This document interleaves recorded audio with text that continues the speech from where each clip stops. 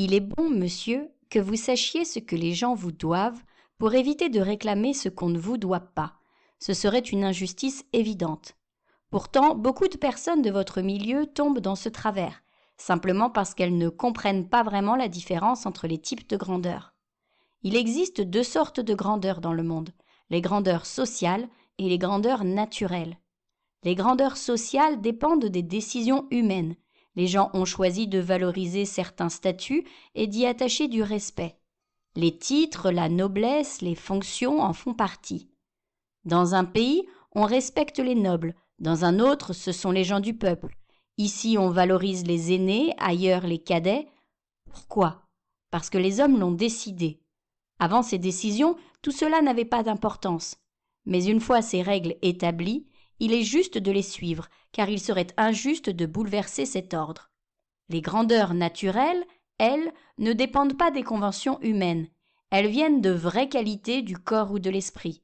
L'intelligence, la culture, la vertu, la santé, la force, ce sont des valeurs réelles qui rendent quelqu'un naturellement estimable.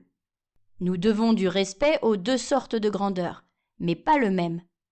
Aux grandeurs sociales, on doit des signes extérieurs de respect, des gestes, des marques de politesse, des formes.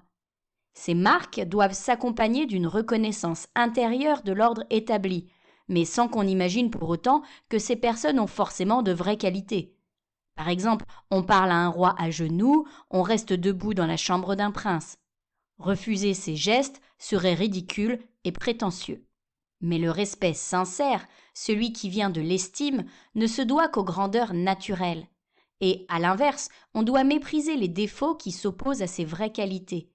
Ce n'est pas parce que vous êtes duc que je dois vous estimer, mais je dois vous saluer. Si vous êtes duc et quelqu'un de bien, je vous accorderai les deux respects, les formes dues à votre titre et l'estime due à votre valeur personnelle. Mais si vous êtes duc sans être quelqu'un d'honnête, je continuerai à vous saluer, parce que c'est la règle, mais je vous mépriserai intérieurement, parce que vous ne le méritez pas autrement. C'est cela, la vraie justice dans ses devoirs.